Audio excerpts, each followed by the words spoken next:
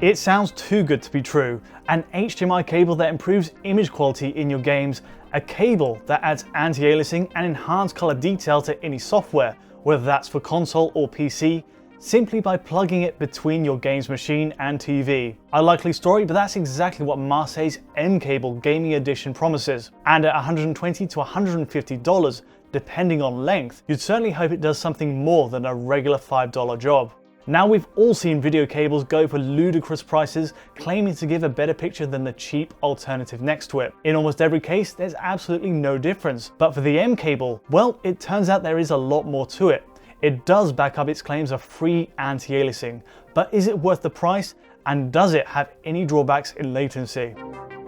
What makes this cable unique then? A big part of it is down to the ASIC inside the TV end of the cable. An integrated chip dedicated to processing each frame it receives. Edge detection, artifact removal, and color management are some of the main bullet points on the box, and I'll cover exactly how that turns out later on. But for this chip to cover all that, it needs power, which is served by the short USB cable leading from the chip. Ideally, that should go to your TV, so before even considering picking this up, you will need to make sure you have a USB power source on, or at least very close to your set. Looking at the cable, there are no frills otherwise. On the surface, it's just a thick HDMI lead with an extra LUN attached. There's no options menus to tweak and no on-off button to override its post-processing. It's simply plug and play with whatever passes through it. Now, this hands-off approach has its pros and cons. It's nice that it's an uncomplicated setup. Also, the mCable works with several resolutions up to 1080p outputting from the console. So if it receives a 480p, 720p or 1080p signal, this will kick in and do its magic. The downside? Well, if you feed it an actual 4K signal from a PS4 Pro or Xbox One X, it switches off any processing and passes the picture through as is. It goes completely untouched, which is a shame. So if you're hoping to get upgraded visuals on actual 4K titles, you're out of luck. Whether it's down to the low USB power requirements of the chip or just the cost of the cable overall, 4K processing is not possible here. One more disappointment before we go back to the positives.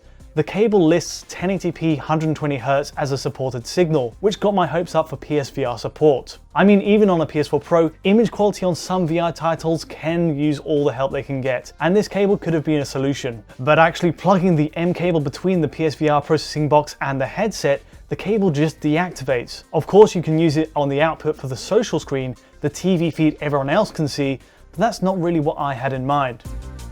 So with all the setup done, what does the cable actually do to the games? I've heard claims that the effect is similar to the SMAA setting, and that does have merit even if it's not precisely the same. To start, both offer a post-process pass on each frame, and simply detect edges to reduce harsh stair-stepping. Equally, both have the same limitations too, in that SMAA and the mCable technology only see each frame as a flat 2D image. There isn't a deeper renderer level understanding of the game here, or an intelligent use of previous frames similar to temporal anti-aliasing. What you have instead is all done in post as a smart algorithm. As a result, the image is cleaned, filtered, but there is still visual noise and shimmer.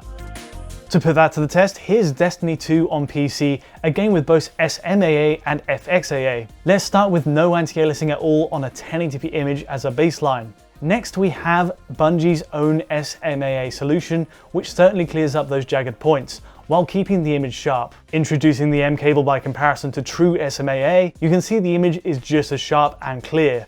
Coverage is a little different, and certain edges are better treated than others, and others worse. Crucially though, it doesn't blur the image in the way FXAA does, and the effects are much closer to SMAA. Fundamentally, it's very similar to SMAA then. That's the edge detection part in play. But there are other small tweaks on top of this, with mCable's image enhancing features kicking in. And this counts as a mixed blessing, since the mCable removes the chromatic aberration effect to the corners of the screen, as well as clearing up some unwanted visual noise. For some people, it might appear too clean, and almost like it's blending parts of the image to excess. All that doesn't happen with regular SMAA, and likewise, colors are faintly adjusted too. Nothing radical, but a very slight shift in hue. Demonstration over then, it works. But is it actually worth paying $120 for? Well, let's consider the usage. You don't need this cable for PC, obviously. Besides offloading a tiny amount of GPU processing to the cable, it's all a bit superfluous for the money. There's plenty of software injectors that can do a similar job if a game doesn't already support SMAA. The more practical usage, obviously, is on the console side, where adding AA in-game is rarely, if ever, an option. I mean, take Bloodborne on PS4 as an example, a native 1080p game with some rough edges where there's a great case for it. Forgive the 400% zoom in, but you do have to see things up close to get an idea. Yes, the cable works just as well here too, minimizing those jagged edges. And of course, the game's notoriously aggressive chromatic aberration is reduced too, so at last there is a fix for that. My personal experience though, is running on a 4K TV like our Panasonic DX750 doesn't always show a huge difference in motion compared to a regular cable. Part of this is because the mCable doesn't address temporal flicker, which is still a problem with Bloodborne's high contrast gothic designs, or even the grass in a game like PUBG on a base Xbox One. The other part is, on low resolution content, the processing and upscaling performed on 4K TVs can often overshadow the effects it truly has. We've been looking at direct raw capture of native 1080p games so far, and there is a provable difference. But on a TV in motion, it's admittedly harder to pick out compared to a regular HDMI cable. With that said, there is an improvement, and in theory, the mCable will be most effective on TVs where processing and upscaling aren't a strong point already. By far the best use of the mCable is on Switch. In fact, I'd almost call it a perfect partner for the console, depending on which game you're playing. Native 1080p titles like Mario Kart 8 Deluxe and Minecraft, for example, run completely free of anti-aliasing to start with. It's the ideal source material and the kind of image this cable thrives on. Switching between a standard HDMI cable and the mCable, no question, these jagged edges are smoothed off and Mario Kart 8 gets some gorgeous returns. There's one major problem though. You get the best results running games on Switch with no upscaling from the console itself. It's an easy one for Minecraft running at 1920 by 1080. You simply set the console to output at 1080p and away you go. It's an exact pixel match. But supposing you have the Switch outputting at 1080p for games that natively render at 720p or 900p, the mCable just doesn't produce optimal results. Zelda Breath of the Wild fits into that category. Here we have it scaling to 1080 on a regular HDMI. Comparing to the mCable treatment, there isn't as much of an impact. Rough edges are blunted slightly, but it's not an ideal source material. Certainly not as satisfying as Mario Kart 8. To sidestep that, frustratingly, you need to make a change on a per game basis in the Switch's menu. That's where things become too much of a fiddle for me personally. Having to switch the output mode constantly to get the most from the cable is obviously a big ask. But supposing you do output from a Switch at a pure 720p to match the content, games like Dragon Quest Builders get a beautiful upgrade. This one also runs with no anti-aliasing to start, so the mCable has plenty of clean jagged edges to work with at a native 720p. And all of that gets upscaled to whatever resolution set you're using anyway. In fact, it's more effective on 720p or even 480p games than a 1080p source, simply because those edges are so much more pronounced. The two rules of thumb stay the same though. 1. It's at its best using a native feed with no scaling, and 2. Even better if the game has no existing AA. Rocket League on Switch fits nicely into that category, even though it does have a dynamic res setup that switches from 720p down to 1024 by 576 at minimum. The mCable still sees enough to remove those sawtooth artifacts on edges. Now, before we get on to latency testing, there are a few other points to consider.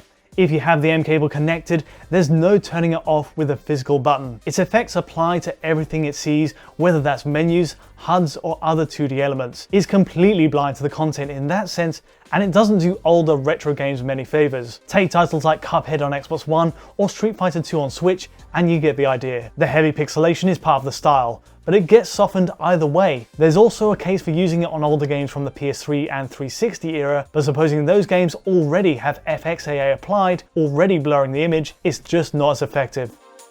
The pros and cons are many, but finally the big question remains, does it add input latency? Marseille claim it's under 1 millisecond, and from our results this is definitely the case. A lag test on our Panasonic DX750 TV gives us results at around 45.5 milliseconds. Surprisingly, doing it with a regular HDMI cable pushes us to just under 46 milliseconds, actually higher than with the mCable. In fact, this was so strange, I went back to the mCable to test this again, and sure enough we got that 45.5 millisecond result once more.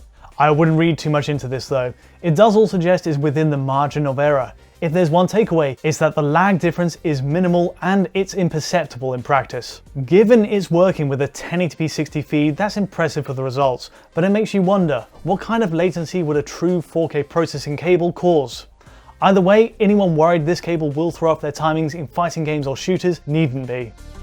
Overall then, the mCable Gaming Edition is pricey, but it's one of the few ways you can upgrade a console game's graphics. The effects are subtle in most games, but for Switch titles in particular, you can see some major returns. For fans of that console, it's a winner, but you do still have to judge it on a game-by-game basis. The real issue then is its hands-free nature, with no toggle button to switch it on and off when it's not needed. Equally, it's just not ideal at all for 4K TV users. In that case, you have to select 1080p on the console anytime you want to trigger that processing. But it does what it says on the tin. For my money, I'd mainly consider it for Switch games lacking anti-aliasing and the occasional PS4 and Xbox One title. Ultimately, the fact the cable's AA only works on a flat 2D plane means there's a limit to what it can achieve even at that price. There's just no depth information to work with, so don't expect miracles with visual noise and shimmer. Still, it's free anti-aliasing on any console game, and if you're willing to put the money down, it's worth it for a selection of games that benefit. Just be wary of its drawbacks before jumping in.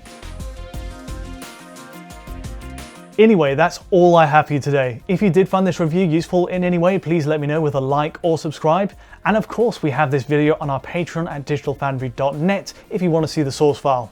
But until next time, thanks for watching.